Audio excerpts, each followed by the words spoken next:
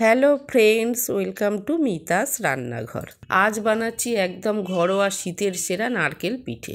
নারকেল আর গুড়ের মোলায়েম পুরে তৈরি এই পিঠে বানানো সহজ আর স্বাদে একদম অসাধারণ। চলুন শুরু করা যাক। এখানে একটা বড় সাইজের নারকেল নিয়েছি, নারকেলটা কুড়ে নেব।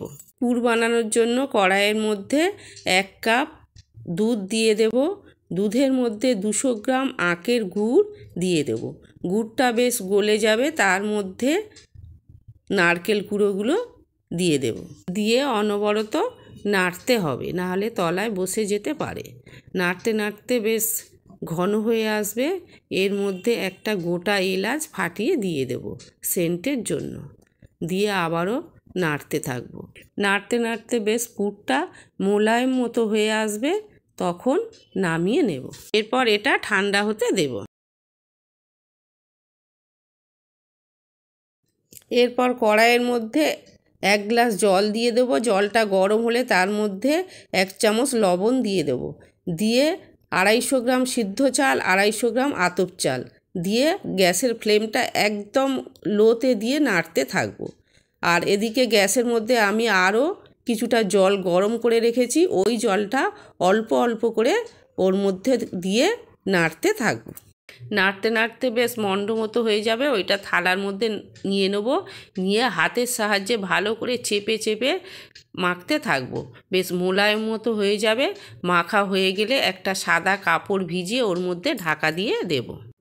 এরপর ডো থেকে ছোট ছোট লেচি কেটে হাতের সাহায্যে 2 হাত দিয়ে গোল করে নেব।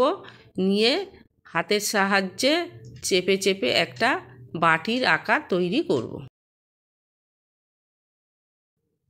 এই বাটির আকার হয়ে গিয়েছে। এর মধ্যে নারকেলের পুরটা দিয়ে 2 হাত দিয়ে মুখ দুটো ভালো করে বন্ধ করে দেব।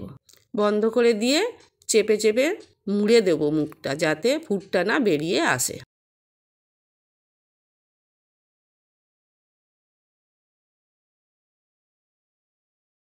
বাকিগুলো এইভাবে বানিয়ে নেব।